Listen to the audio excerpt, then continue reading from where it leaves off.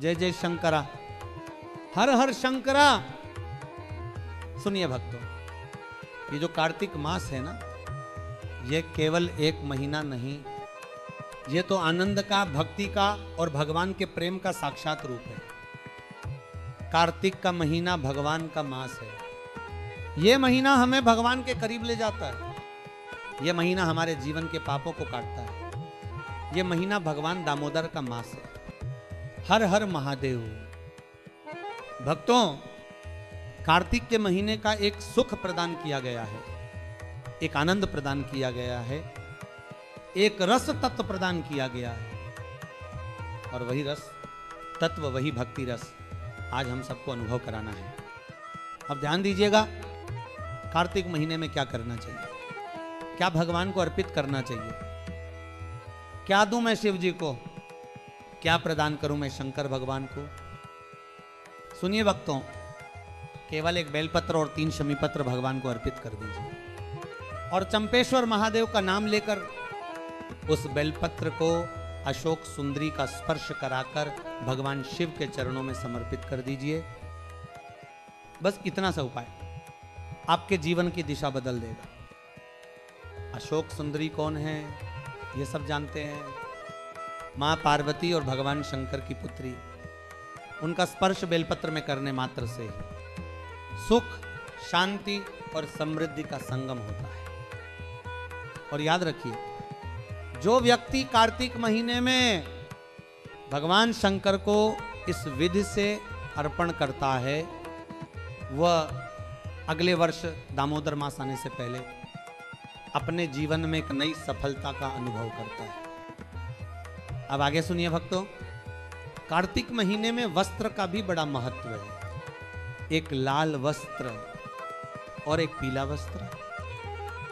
क्यों लाल वस्त्र, क्यों पीला वस्त्र? क्योंकि लाल रंग प्रेम का, सौभाग्य का, शक्ति का प्रतीक है और पीला रंग ज्ञान का, सत्य का और भक्ति का प्रतीक। जो माता तुलसी जी को लाल वस्त्र पहनाती है, उसके घर में अपशब्द नहीं टिकते। वह वस्त्र नकारात्मक ऊर्जा को सोख लेता है। और जो तुलसी पर पीला वस्त्र अर्पित करती हैं, उनके गर्भ में संतान ठहरने का वरदान स्वतः मिलता है। हर हर महादेव। अब सुनिए एक रहस्य। अगर आपके पास लाल वस्त्र नहीं है तो लाल धागा, लाल लच्छा भी चलता है। उस धागे को हल्दी या कुमकुम में रंग कर अर्पण कर दीजिए। भगवान भावना देखते हैं, वस्तु नहीं।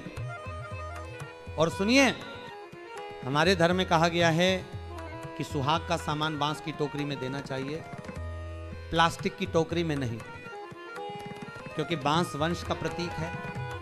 जो बांस बढ़े वही वंश बढ़े। हर हर महादेव। भक्तों, अब बहुत ध्यान दीजिएगा। ब्रह्मा जी ने जब झूठ बोला तो उनका सिर कटा। केतकी के फूल ने जब झूठ कहा तो भगवान शंकर ने उसे अपने पूजन से वंचित कर दिया। गौ माता ने जब असत्य कहा तो उसका मुख अपवित्र हो गया। परंतु नारायण ने सत्य कहा, इसलिए भगवान शिव ने वरदान दिया, तेरा नाम सत्य नारायण होगा और तेरा पूजन सदा सदा किया जाएगा। जय सत्य नारायण भगवान। भक्तों, जीवन में कभी झूठ मत बोलना, क्योंकि झूठ बोलने से मनुष्य का तेज नष्ट होता है और सत्य बोलने से आत्मा में प्रकाश आता है। अब एक प्रसंग सुनिए। भगवान शिव और पार्वती जब विंध्याचल पर्वत पर भ्रमण कर रहे थे, तभी माता पार्वती कुछ देर के लिए रुक गई। शिव बोले, चलो पार्वती। मां बोली, थोड़ा बैठने दीजिए प्रभु।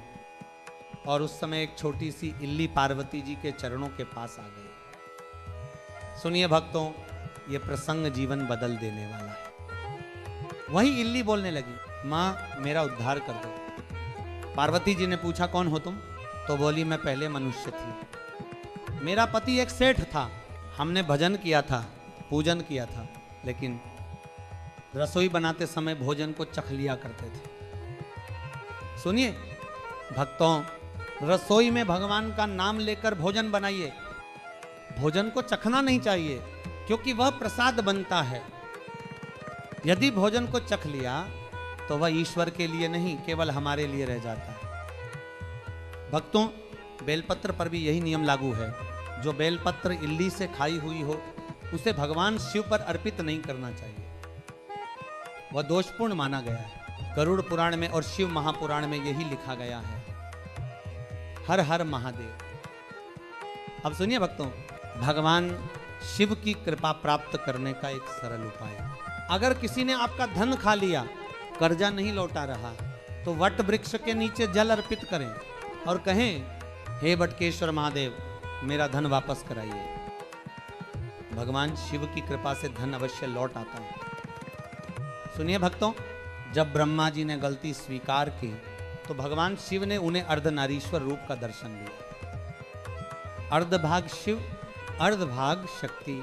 यह रूप संसार को सिखाता है कि पुरुष और स्त्री एक दूसरे के बिना अधूरे हैं। जो घर में अर्धनारीश्वर भगवान का पूजन करता है, उस घर में प्रेम, शांति और समृद्धि सदा बनी रहती है। जय अर्धनारीश्वर भगवान।